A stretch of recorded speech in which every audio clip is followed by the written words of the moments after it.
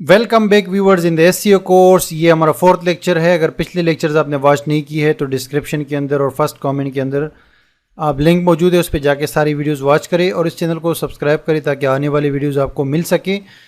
हम last video में जैसे मैंने आपको बताया था कि निच कैसे फाइंड करते हैं, तो मैंने भी जो है मैंने तो खैर काफ़ी सारे निचेस सेलेक्ट किए थे, लेकिन एक मैंने फाइनल कर लिया इस कोर्स के लिए और वो है चीप ट्रैवल के हवाले से। वैसे आपको पता है ट्रैवल बहुत बड़ी इंडस्ट्री है और बहुत कम्पिटिटिव भी है, लेकिन ट्रैवल के अंदर ही जो एक टॉपिक है चीप ट्रैवल, जिसमें सिर्फ चीप ट्रैवल के ऊपर मैं बात करूंगा अपनी ब्लॉग के अंदर।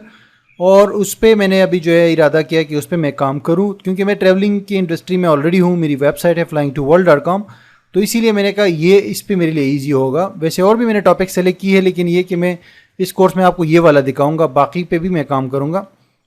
तो इसमें यह है कि हम एक टॉपिक के अंदर मल्टीपल टॉपिक्स को भी कंबाइन कर सकते हैं। मिसाल के तौर पे वो लिस्ट है मैंने निकाला कि चीप ट्रैवल, बजट ट्रैवल और चीप फैमिली वोकेशन, ये चीप वोकेशन।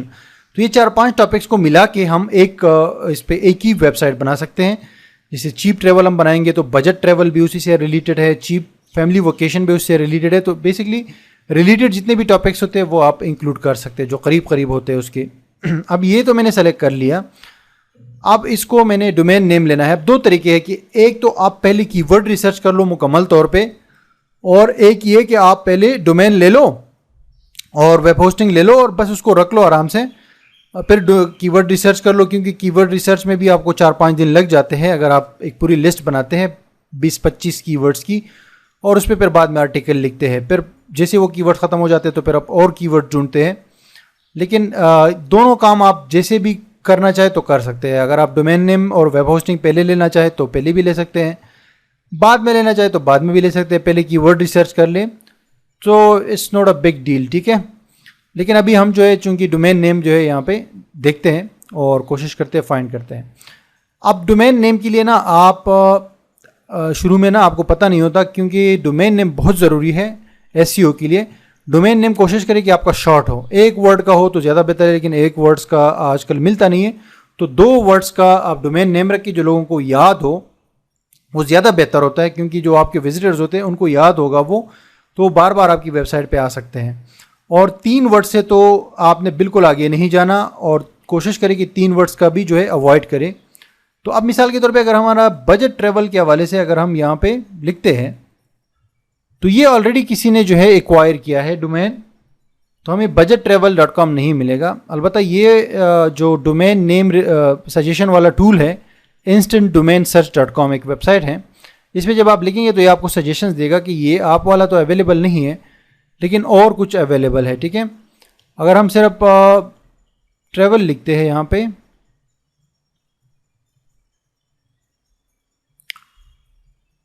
तो हमें ये टॉपिक्स दे देगा OZtravel.com, travelsuit.com, brotravel.com, blood travel, पता नहीं सर अजीब अजीब नाम ये देता है, और कभी कभी अच्छे नाम भी ये निकाल के आपको दे देता है, ठीक है।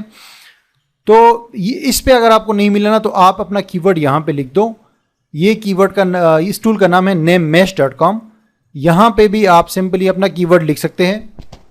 मिसाल के तौर पे यहाँ पे मैंने लिखा चीप ट्रैवल, ठीक है। तो चीप ट्रैवल से रिलेटेड जितने भी इसके पास ऑप्शंस होंगे वो निकालेंगे। यहाँ पे आपने स्क्रॉल डाउन करके एसईओ पे आना है और यहाँ पे आपको ये पूरा जितने भी वेरिएशंस है वो सब दिखा देगा, ठीक है। देखिए 99cheaptravel.com, ये एक अच्छा नाम है। 101 cheaptravel.com, बेस्ट ऑफ cheaptravel.com, मतलब ये अच्छे नाम निकाल के देता है आपको, ठीक है। तो नीचे जाते जाए जो नाम आपको समझ आए और जो थोड़ा इजी टू रिमेंबर हो और थोड़ा सा आपका कीवर्ड भी उसमें इंक्लूडेड हो, क्योंकि आप पार्शियल डोमेन नेम जो है सेलेक्ट करेंगे तो ज़्यादा बेहतर है। अब जब आपको यहाँ पे कोई नेम मिल जाए, मिसाल के तौर पे ये जो चीप ट्रेवल 99.com है, ये cheap 101 cheap 99 cheaptravel.com is good. ये जब आपके पास हो तो फिर आप एक वेबसाइट है namecheap.com जो कि डोमेन रजिस्ट्रार है। ये यहाँ पे आप डोमेन रजिस्टर कर सकते हैं बहुत कम से कम प्राइस में। सबसे चीप यहाँ पे डोमेन नेम भी मिलता है और चीप वेब होस्टिंग भी मिलती है यहाँ से। तो आप यहाँ से जो है डोमेन नेम बाय करें। इसका मैंने लिंक डिस्क्रिप्शन में दिया है, और मेरी वेबसाइट abdulwali.net पे भी जब आप जाएंगे तो साइड बार पे आपको इसका बैनर नज़र आएगा। तो आप लाजमी तौर पे मेरी वाली लिंक से डोमेन नेम बाय करना हो या वेब होस्टिंग इस वेबसाइट से बाय करनी हो तो वो बाय करें। तो फिर मैं आपको सपोर्ट भी दूंगा। आप मुझे ईमेल के थ्रू अपना क्वेश्चन सेंड कर सकते हैं, मैं आपको उसका रिप्लाई दूंगा, ठीक है।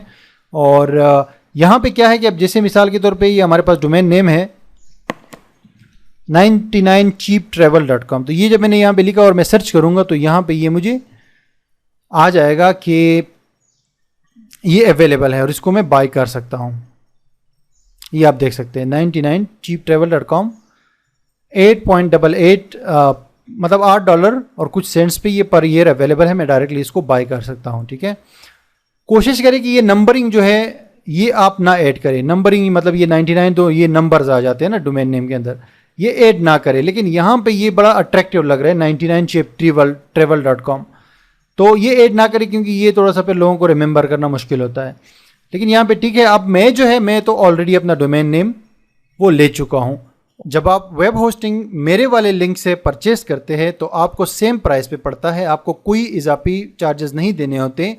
लेकिन इसका फ़ायदा ये होता है कि हमें कमीशन देते हैं ये कंपनियां, क्योंकि ये कंपनियां जब अपनी वेब होस्टिंग सेल करती है तो ये हमारे जैसे ब्लॉगर्स वगैरह को ये अपॉर्चुनिटी देती है कि आप हमारी सर्विस को प्रमोट करें, हम आपको उस पर कमीशन देंगे। बाकी आपको सेम प्राइस पे पड़ता है, आपको कोई इजाफी पैसे देने नहीं पड़ते। तो क्यों ना आपसे हमें फ़ायदा हो जाए और हम आपको फ़ायदा दे रहे हैं, तो ये दोनों के लिए विन विन होता है बेसिकली।